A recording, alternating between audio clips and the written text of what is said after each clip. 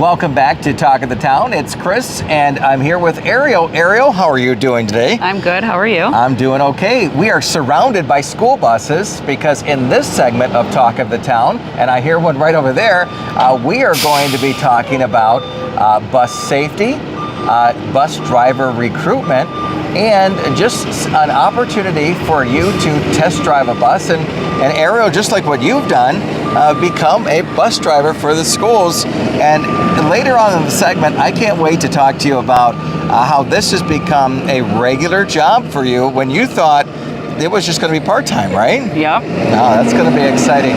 Well, there is a shortage of bus drivers in the area here in Mason County and across the area, and we'll talk about that in this segment. But we really encourage you to listen to some of the details, and if you've ever been nervous about driving a bus, and Ariel, I'll be frank, I'm nervous about driving a bus. I wouldn't be. Okay, that's good. I'm glad you said that. Because over the next little bit, we'll figure out and we'll find out from Steve and Julia and Brandy all about how you can be a bus driver and help the kids out in our area. So, Ariel, let's go grab the bus. You want to do that? Okay. It's my favorite job so far that I've ever had. Is it? Very entertaining. What's the best part, do you think? My favorite part is the relationships you build with the kids. Okay. Like, you become a big part of these kids' lives because you pick them up in the morning, you're the first person they see, and then we drop them off after school. So we're like the first and last point of contact for the school district, but we get to hear all the juicy stuff from the kids on the bus. Absolutely. And you build that relationship, and if you're happy in a happy mood, you might change their mood from kind of grumpy to happy, right? Yeah, I've had a few like that. Have you? Excellent. Yes. And then training-wise, we're going to be talking about that here in a few minutes, but was it scary being able to before you started, like backing up a bus or turning a bus or even out on the roadways? Well, for me, I actually drove big box trucks already before. Yeah. So I just moved up here in the area in August, and I seen the bus on the side of the road that said now hiring. I was like, I could do that. That's cool. But it's not difficult, but there is a lot to learn. Okay. In the training, it's more just to make sure that you and the kids will be safe. Absolutely. Well, let's jump on board and get started. I know you got to get your mug. We'll have our camera operator come on, Janelle. We'll jump on board there and ask for there. Go after you, Ariel. Okay. And Janelle, after you.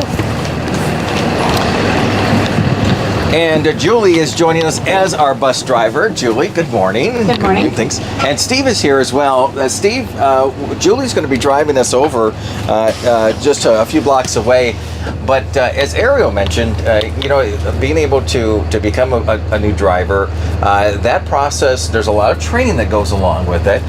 But it's not as scary as some of us think. At least I'm sort of nervous and thinking about, driving this big school bus with all of these kids in it.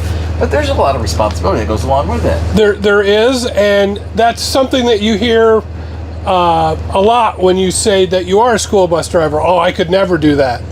It's not as hard as you think. It really isn't. And we do have two really good trainers here that the state changed the way things were done a few years ago. And we were lucky enough to maintain our certification. And so we have two trainers, and actually some of the other bus garages use our trainers because they don't have that ability. So really everybody is when I talk to them, they're like, oh, I could never do that. And dealing with the kids, it's really not that bad. Well, and a big part of it, as when we grow up in elementary school and middle school and high school, you build that relationship. And we were talking a little bit about that outside, is that you build that relationship with that bus driver. Ariel had mentioned that in most cases, that's the first person you see from the school in the morning. That's the last person you see from in the morning. And that's important, right? Yes, it is. And, I try to start them off when I greet my kids every morning, with a good morning, and then in the afternoon I tell them, hope you have a good night, and or have a good weekend. If it's a Friday, and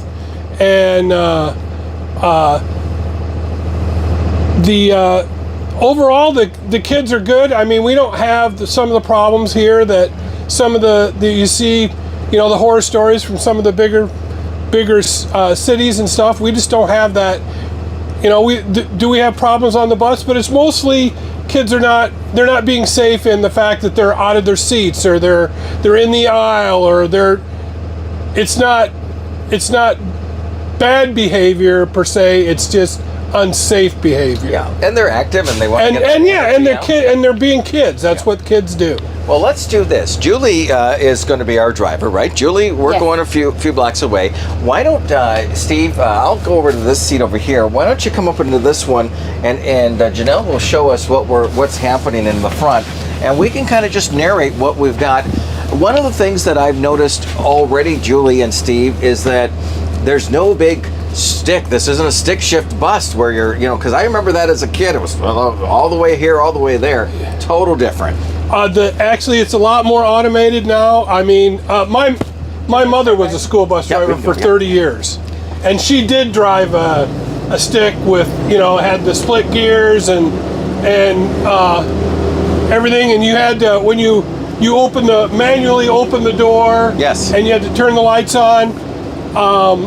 Now there's a lot of automation with the with it. When you have to turn on the like when we're coming to do a student stop, you have to turn on the yellow lights. You push a button to turn the yellow lights so that shows that you're approaching a student stop. Okay. But when you open that door is when those lights are on. Okay. The red lights automatically come on as soon as the door opens. And that helps with that reminder, because there's a lot of things happening. You have kids screaming in some cases, and you're watching for traffic, and you're watching the kids, and when you're in the mornings when you're picking up the kids, you're watching where they're at, making sure they're being safe, and so yeah, it's like I said, it's a little more automated from past days, and then also at the end of the day, when we bring the bus back to the bus barn and stop, you can't get off the bus after you turn the bus off. Once you've done a student stop, once those red lights come on, you have to walk to the back of the bus. Yes, I've heard about that, where you push a button in the back of the bus in order because if you open that door without pushing that button, the alarm will sound. Okay. And the only way to turn the alarm off is to go back and push that button. That's a great feature, and I would assume over the years, based on that feedback from bus drivers, correct, from administrators, that things have adapted and become not only easier, more efficient, but safer, right? Mm-hmm. Correct. Let's talk about, and we're going to pick up one of your trainers, which is going to be acting like a student today. Here in just a minute, Brandy, we're going to be there. But what other features have made it safer for our students and for that bus driver, if you don't mind? Well, the seats are the backs of the seats have come up. Actually, the backs of the seats have gotten a little bit higher. They're a little more padded. What about technology? Like, can we track our buses now? We do. We are just starting to introduce that where the buses can be tracked. Okay. Okay, I'm getting ready to start it. Do you want me to go ahead and do it? We're going to start doing the student stop. Okay. Would you like me to talk through it? Yeah. That's what I'm doing? Absolutely. All right. So as we approach a student stop at approximately 200 feet, we have to turn on our ambers to alert traffic that we are going to be doing a student stop. So we tap our brakes and check our mirrors so we know what traffic is doing. And at the 200 feet, which is this first cone is simulating that, I will turn on my ambers.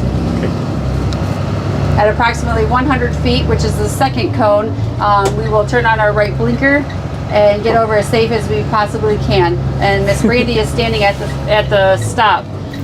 We keep checking our mirrors to make sure that we know what traffic is doing. At the student stop, we have to be at least 10 feet away from the student.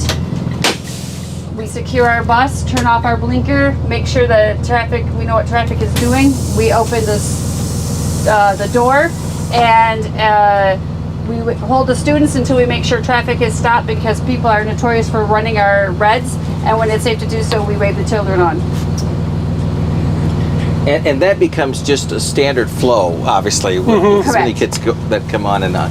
I saw you push the yellow button there. This is our air brake. Okay. So over here is our amber lights here, and then when we open our door, it automatically turns the reds on. So when our stop is done and the student is safely seated, then what we will do is we will shut the door, and it will automatically turn off the red lights, allowing traffic to flow. Wow. So now that they are no longer stopped. Yeah, the sign comes out when she opens the door, the stop sign on the side, and then it'll go back in when she closes the door. We have 2 reds in the front and 2 red lights in the back that will intermittently flash, along with the stop arm has them on both sides, so that not only do we have the stop arm, but the lights are telling you that you have to stop.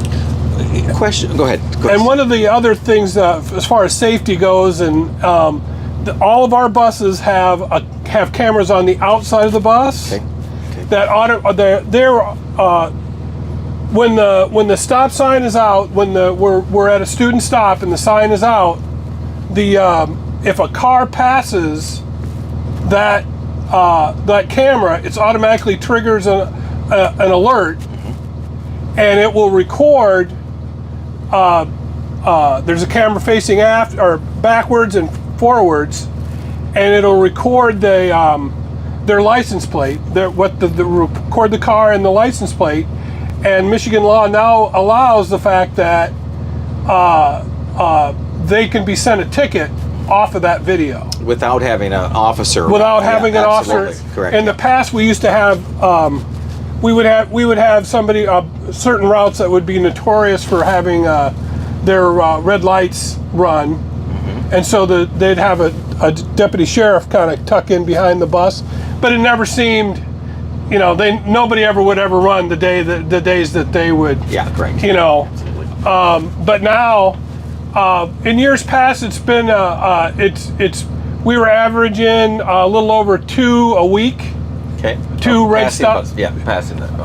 And it's down a little bit, so I think it's helping. But right now we're at 44 stops for the year. For 44 red. We're 44 people have run our reds. That's a lot. I mean, Yeah, it's really unsafe, because you don't know where the kids are coming from. Majority of the time we do like to load from the right, so that that's the safest way. But there are times where we have kids crossing the road to get onto the bus. Especially in town, a lot of the in-town routes, we end up having kids that cross the street. I'd say at least a third, if not half of my route, they have to cross the street. So, what happens in those scenarios, if we can go deeper into that, is that, obviously you only have seconds when you realize that somebody is passing your bus and you have the red lights on. What is your reaction like? What do you do? I always honk. Okay. To try to warn them to stop. Yeah. And then after we get the kids on the bus and we get the situation under control, then we radio in that we had a red light run, and then at the time and the stop, and then when we get back, our boss downloads all the footage, and then she verifies that it was a legal stop, and then sends the ticket to the video to the sheriff or the city police for them to deal with it from that point on. And Ariel, we talked about you being new to the bus driving. Have you experienced this? Me personally, no, I have not. Okay, so you're lucky on that one. Okay, I am lucky because maybe I'm not in town, but I have my route in the Hamlin area. Okay. So I really don't see many cars at all, honestly. Do you see that it's more of is it a rural or is it a city? I mean, is there a clear difference? It's really both. Okay. I mean, I do kind of I'm out in Hamlin too, but kind of the southern part of the township.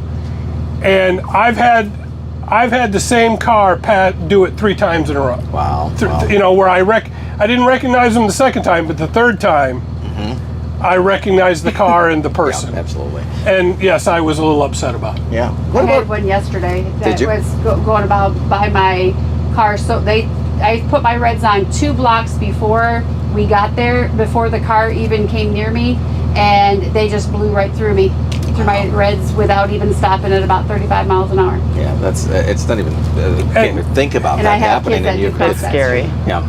What and just in regards to that, and then we'll kind of transition a little bit here. And by the way, welcome to Brandy. Brandy, thanks for being our student today. We appreciate that. Do you help with that education of that student if when something like that happens? Do they understand being on the outside of the bus that they should be looking around? Is that education happening? We work with our kids to wait for me to tell you to cross, and we try to make sure that they know don't come out before the stop arm. But they're kids. I mean, you can tell them 50 times, and the 51st time they're gonna still do it. Absolutely. So I mean, we do educate them and we work with them, but every once in a while they'll forget and they'll see the bus and they'll come running out. Yeah. The predominantly how they pass us is meeting when they're meeting excuse me, when they're meeting the bus as opposed to passing the bus from behind. It does happen from behind, but it's that by far the biggest is when they're meeting the bus. So like in the afternoons when I have kids getting off, if they're crossing the road, I call it the arm bar. I'll put my arm across here. Okay. Yeah. And if there's a car coming, until I know what they're doing, I won't let them off the bus. Yeah, because I remember as a kid, we'd blow past you, run down the steps, and run across the street. You know, Yeah, and so try to check. I put out the arm bar to, absolutely. So I think this shows a lot about the relationship that you have with the kids that are on the bus and the dedication too. I mean, you're looking for drivers, and I do want to ask you about why you think that we don't have as many drivers that as we should for bus drivers. As an example, just last evening, I was trying to keep track of my school that I went to in northern Michigan, and they were training a driver to get their license to be able to drive the bus. But it's a very small school, and they didn't have a bus for an entire week. I mean, I couldn't have, and again, very, very small school up in northern Michigan. But what is happening where, and obviously we have employers all categories struggling with work-related, shortages. But what do you think is happening when it comes to drivers for buses? well, I think for one thing, as we were talking before, people just think they can't do it. It's too hard, and it takes a lot of forethought when you're driving, as far as when you're going to make a turn, where do you want to be, and you do need to be thinking ahead. But as far as the actual driving the bus, it's not that bad. And like I said before, we don't generally have bad behavior on these buses. We have somewhat unsafe behavior, but it's not necessarily bad behavior, not like we do in the bigger cities where you have to deal with it. So, and the other thing is the testing. Okay. is What does a that problem. look like? Because pay-wise, they're starting out $17.58 per hour. It was starting out. You got summers off, no nights in most cases, weekends or holidays, unless it's a sports trip and such. And a sports trip, that's your choice. If you want to take a sports trip or do field trips, that's entirely on you. If you just want to do routes, if you get a regular route, you can do that. Okay. And just do the route without doing sports trips. Or personally, I think I enjoy doing the sports trips and the field trips. But that's my choice. Yeah. What about shortage-wise? Is it a large shortage, or is it just a couple here and there? Right now we're at even. Okay. We've got one sub for about 3 weeks, and then she goes back to her summer job. Okay. Yeah. And then we're back to we don't have any subs. Correct. We'll have one sub available part-time. Yeah. But she has another job. She's coming to help us out because she knows the shortage. So she's helping when she can, but she's only available a couple days a week. Absolutely. So yeah, so if anybody gets sick, our mechanic's driving. Yeah. We do have a backstop. The mechanics can't. We have 2 mechanics. As you saw when we left the garage, there's all kinds of buses there. They actually do maintenance for Mason County Eastern and the ESD as well.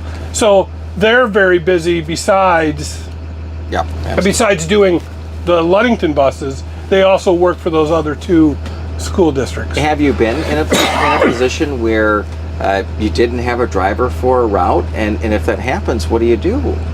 We did have one time where we had to shut a route down for a short period of time, and then we ended up having to disperse those kids to other buses. And our in-town buses get very full. I mean, I typically roll in at night with about 66 kids. Okay. And so to try to shove on a few more kids, it makes it very difficult. Yeah, absolutely. But we ended up dispersing one route amongst 3 different buses, but that's not always possible.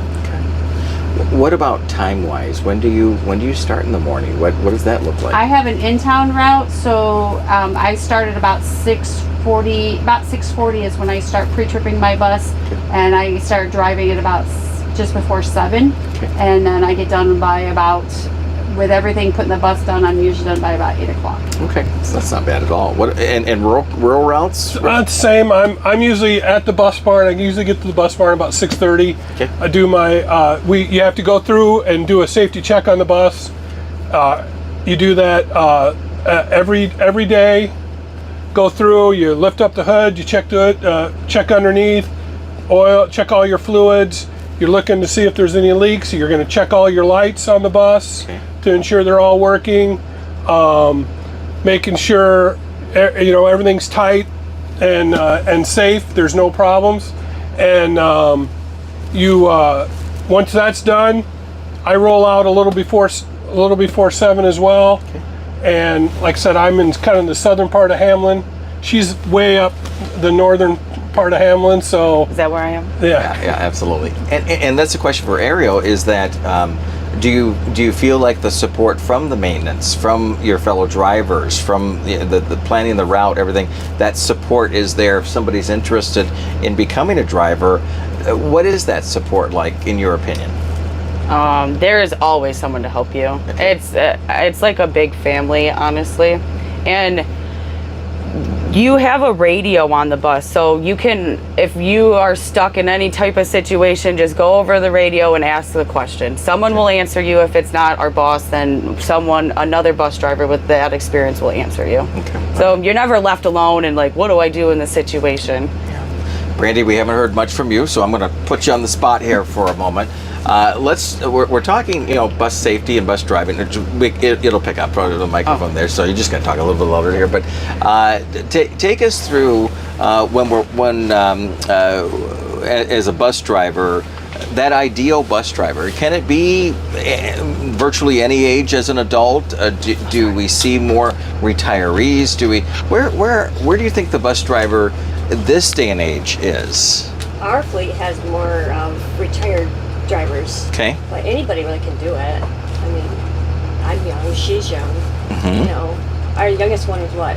22. Okay. I mean, anybody can drive a bus. You just gotta put your mind there. You gotta be patient with kids. Absolutely. What do you think? Can we go around and I think I always like the positives, but what do you think the biggest challenge is for you? And we'll go around. I think the biggest challenge is making it safe for the kids on the bus. I mean, because you're driving and don't catch everything. You try to make it safe for them. Okay. What do you think? I guess it's just getting them to stay seated, really, or just out of the aisle so that we are taking our ride in safety instead of chaos. Okay, makes sense. Steve, what do you see? And the same. And like the in-town buses only have elementary kids, where the out-of-town buses have pre-K to seniors in high school. So you've got the full spectrum of, and which is good and bad. I try to keep the older kids towards the back of the bus and the younger kids, and especially the kindergartners and preschoolers are right up in the front of the bus, so that there's not any. I try to keep them as much out of harm's way and where I can keep an eye on them. Absolutely. So. And Julie, same question. What do you think the challenge, just for somebody that may be watching, listening, because it sounds like, as I'm hearing this, these are challenges that are you can overcome these pretty quickly. Yes, when you're a seasoned driver like we are, safety is a big issue with us because we want to make sure the kids are safe. Getting on and off the bus is the most unsafe time because they're no longer in your control on the bus. And that's typically when, if somebody's going to get hit, would happen. But for like a new driver, trying to figure out how do you manage the students and what are you going to do with these when the kids aren't listening. But we do training called CPI training. We just did that recently. That helps us with that, as well as they have about 13, 14 drivers that have a lot of season that they can pull from that says, I'm having trouble with this child doing whatever. And then somebody can help them in that situation. Okay. All right, that makes sense. One of my final questions, I know we've talked a lot about things, but what is that learning curve like? What is if somebody's like, I'm interested, what is it, a 30, 60 day? Is it, what we do is after the first things they have to do is they have to get their fingerprinting and their background checks, and then they have to do their physical and drug testing, and once they've passed all that and that this government has deemed them safe to drive health-wise, then they will do their actual tests at the Secretary of State. There's 4 tests that they have to take, and then once they pass that, then they go in to get their learner's permit, and then they go into training with Brandy and I, and then we have one more girl that's starting to learn to be a trainer. And so what we do is, and it's all individualized, and we've had some that have been as quick as 20, 25 hours, but we've had some that take 50, 60 hours. It all just depends on how much experience they have at driving big vehicles, backing. There's a lot of different factors that go into it. But once we figure out and work with them, then the 3 of us will work and try to figure out what the best course of action of which way to go. But it's a lot of hands-on training. They start driving the bus within a few days of actually, we try to get them started right away. Yep, and that way they have a lot of experience. We teach them the backing, and like I said, each individual is different, and so we focus the training on which areas they need the most work on. All right, sounds good. Actually, probably one of the bigger sections of the training is actually learning the different components of the bus. Correct, the pre-trip. The pre-trip and being able to articulate. So when you go to take the test, because there's a recipe of how it's done, and you just need to learn that recipe by heart, so that when you go to take the practical exam with the state, you can run right through it without any problems at all. Do most people pass it first time? Yes. Okay. Ludington, I don't think has ever had anybody. I don't think Ludington's ever had anybody not pass. We have not. Okay, that's great. We don't send them down until we know that they're ready. Okay. They have that's why sometimes it's 25 hours, sometimes it's 50 hours. It just depends on when they're ready. And one of the new changes that Steve had alluded to earlier is that they require us to do an evaluation on them. So we have to evaluate them before they can. And once they've passed that evaluation with 80%, then we can schedule their test. Okay. And so we make sure that they are ready to go, and that all their troublesome areas that they might have are fixed before we send them down to test. Sounds good. All right. Anything that we missed today talking about? Let's see. Well, the test drive a bus is on May 13th. Okay. Right here at the Cornerstone Baptist Church parking lot. It's a Saturday. Come down. You don't think you can drive a bus? You're going to get your opportunity. Yeah, that's great. So, and that's how I started. I came to they called it the bus rodeo is what they were calling it, and me and one other guy who has since moved on started. Both started then, and it was in the spring that we started the process, and by the school year, we were trained up and ready to drive. So by the next fall, so the process does take a little bit longer. The paperwork and getting your background check, that can really, because that's out of the school's control. Yeah.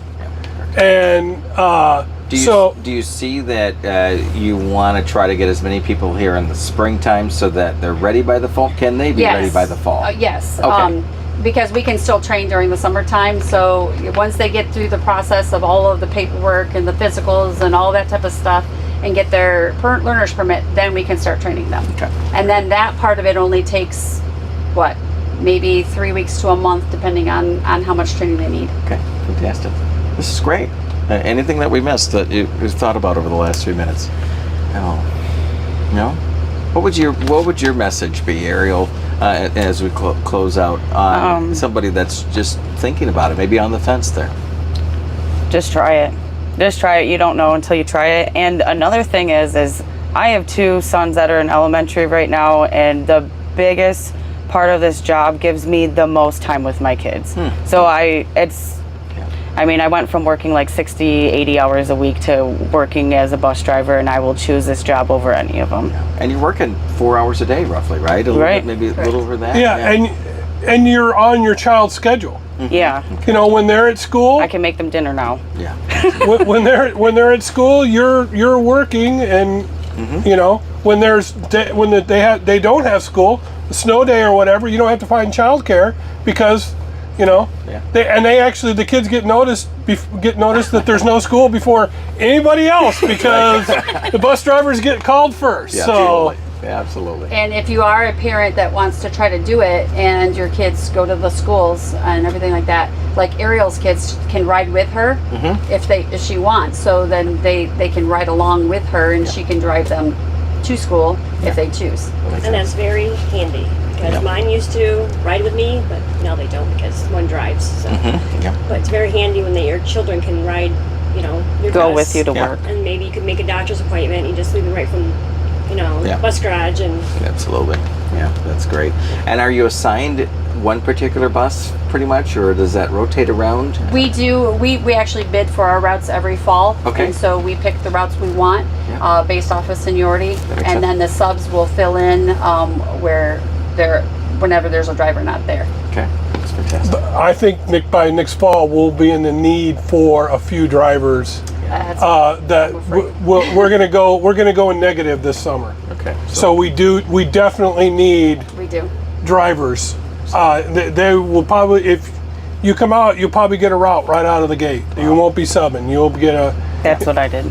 Yeah, and that's what Ariel. I didn't have to learn all the 15 routes. Yeah, no, that's good. Thankfully, she was there because we would have been, if she hadn't been there. We would have been -1 at the beginning of the year.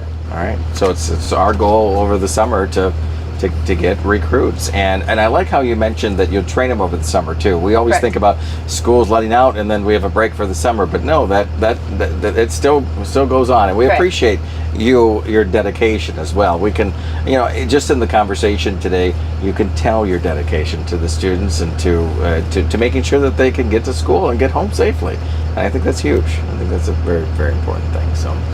Julie, appreciate it. Steve, I appreciate it. Ariel, Brandy, thank you so much. Thank you for taking some time with us. And we'll ride back to the school with you, right? Yes, we did have a back-end course if you wanted to be able to show what it looked like. Yes, we could do that. Let's do that. Yeah, I think that's. So we're gonna have you guys step out so you can Steve, see the bus. and then that way you guys can see what it is. This is the very first backing that we teach them. Okay. It's called straight line backing. All right, we can do that. I'm excited about that. Oh, I'm sorry. I didn't have to let you out the door. No, it's okay. That's all right.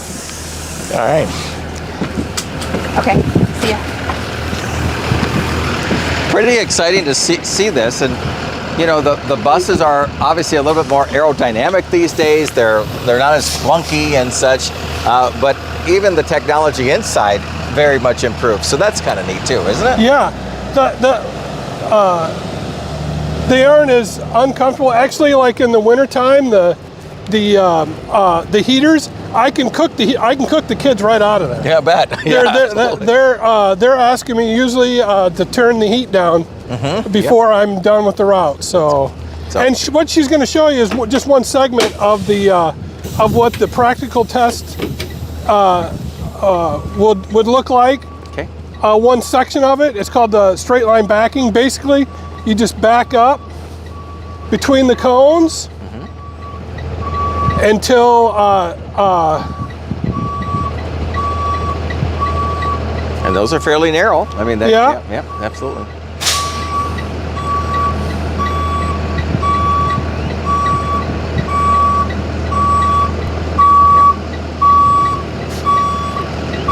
and when you're taking the practicals, there's a kind of a series of obstacles that you have to go through. And then the last thing that you do as you're leaving is you do a student stop. You show the instructor that you can properly do a student stop. Yep. And once you pass that, then they'll take you out on the road. But if you don't pass that, Yeah. they don't even let you continue. So once you get through the obstacle course and past that student stop, you go out on the road, and that's really the easy part. Yeah, absolutely. So.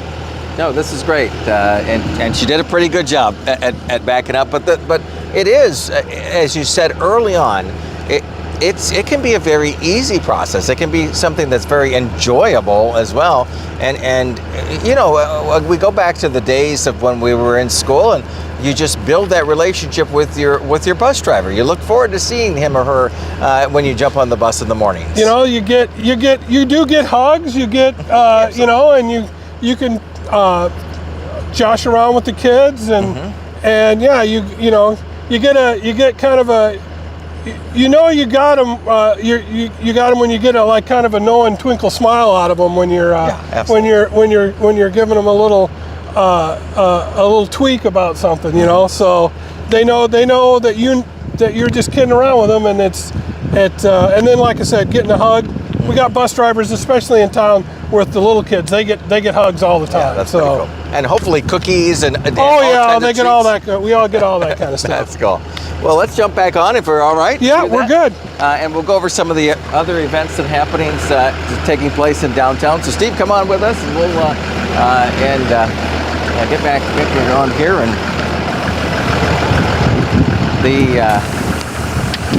after you, Steve, we'll.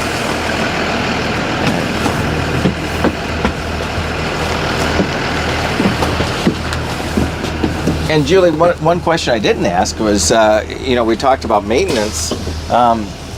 Cleaning the bus stuff. Is that a responsibility of the driver, or is there a separate cleaning crew, or how's that work? It's the responsibility of the driver. Okay, so make sure that the sweeping and the inside cleaning of the bus is up to the driver. But like for washing it, we actually have one of our drivers that's one of his duties is to wash the buses. All right, fantastic. And he does that pretty much every day. Yeah, really? Yeah, absolutely. Because we said that there's roughly, 29 buses, or let's see. Approximately, yeah. Okay, all right. 20, yeah.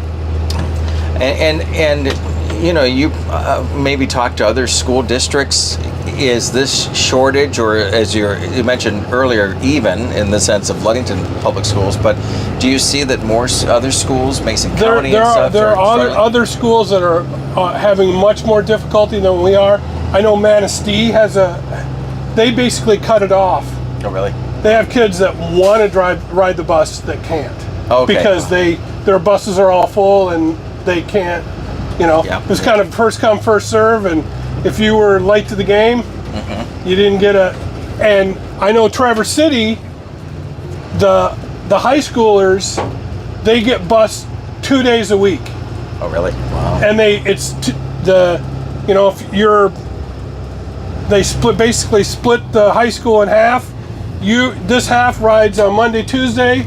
This half rides on Wednesday, Thursday, and every other week you get Friday.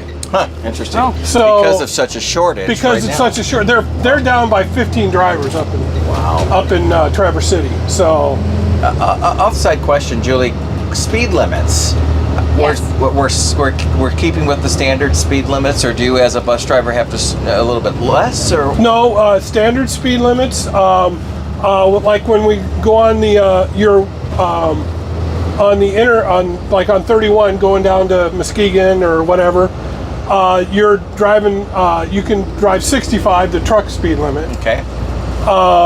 And then until you get down to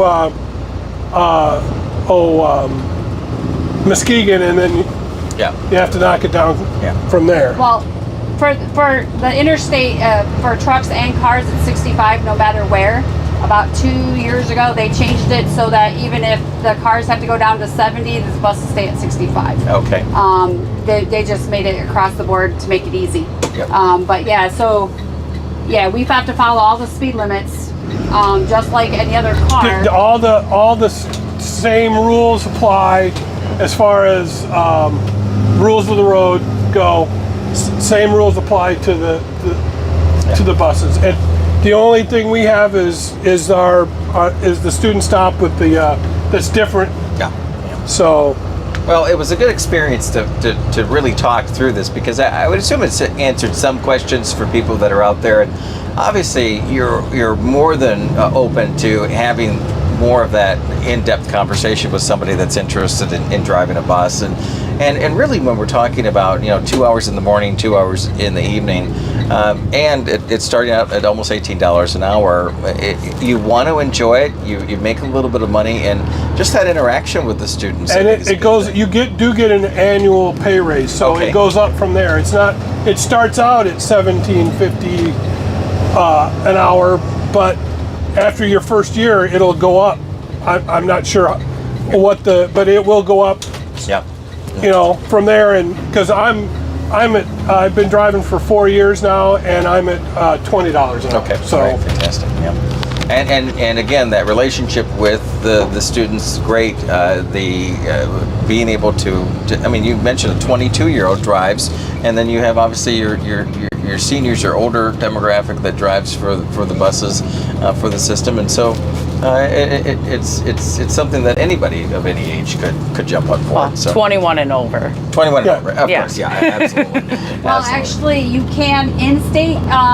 It's 18. Oh, Is it? really? You can. We typically don't encourage it much after they just graduated from high school, because they probably still have friends on the bus. yeah, they But to go, like, if it's an interstate where you go out of the state, then it's 21. Okay, good information to know. and the 22-year-old, when she first started, she did have a little bit of trouble. Not a lot.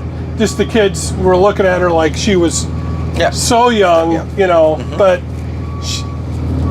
if you knew her, you'd understand that was a temporary thing. Yeah, understand. Oh, that's good. That's good. Because sometimes you do have to be stern as a bus driver. That is part of your, because you want to be able to be safe and have everybody on the bus safe. Right? I tell my kids at the beginning of the year and several times through the year, when you boil it all down, I only have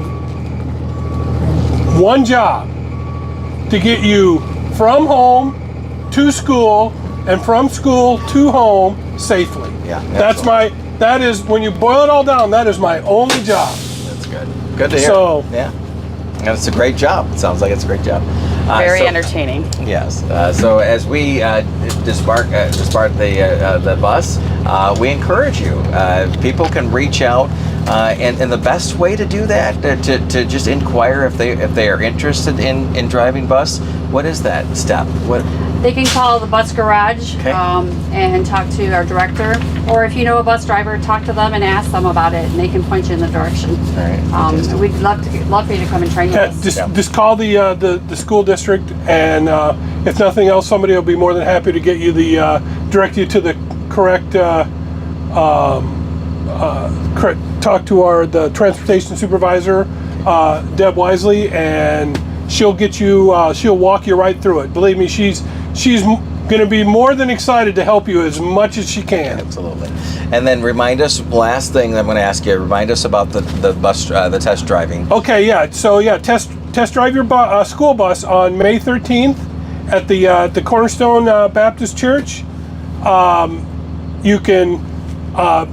Brandy and Julie will be there to help you out, and you'll be able to sit in the seat. They'll get you situated, and they'll let you drive around the parking lot, probably back it into a few places, and let you kind of get a feel for it. So With What's the time on that? It's at 9 a.m. to 11 a.m. Okay, perfect. So Saturday morning, 9 a.m. to 11 a.m. at the Cornerstone Baptist Church. All right, sounds good. All right, well, we appreciate you. I have one last thing, which is our event calendar for the weekend. So if you can be patient with me, and then we'll get off the bus here. But again, thanks, Julie. Thanks to Steve, Ariel, Brandy as well. We appreciate all of you. Some events and happenings as we wrap up Talk of the Town this week. This Friday, April 14th at Sandbar. They're having DJ and a karaoke starting at 8 p.m. Cornhole in the back, so make sure you take part in that. This Friday, Styx has live music. Nick Vine will be at Styx at 7 p.m. and grab dinner, enjoy the entertainment there. This Saturday, April 15th, LACA is having the Lakeshore's Mama and Me Expo at 11 a.m. You can meet the people who can support you in the early years of parenthood, sort of like our bus drivers as well. We appreciate all of you. You can talk to providers, sample products, and meet other mamas. Open house format with kids' activities available. And then just 3 more. Saturday, April 15th, fun morning of Payo. It's a 50-minute class will be taught by Heather Wilson. Afterwards, continue to relax and hang out with a pint right there at Ludington Bay Brewing Company. You can RSVP to this one at 616-799-5996. And Payo combines the muscle sculpting, core firming benefits of Pilates with the strength and flexibility advantages of yoga. And it's $12 for the class and a pint. So looking forward to that. Sunday, April 16th at 2 p.m. at Ludington State Park. They're having their guided hike again. You do not have to be an experienced hiker to participate, since the hiking pace and length will vary depending on the interest of the participants, and admission is always free there. And finally, Sunday, April 16th, Spartan West Bowling Center has Family Day. All bowling games are $4 all day, Sunday from noon till 7 p.m. So we appreciate you taking the time to watch the segment today. All of these events and others, downtownludington.org. Check that out. And more importantly, please fill some of those bus driver opening spots. We could use your help. I'm Chris with Talk of the Town. Have a great day.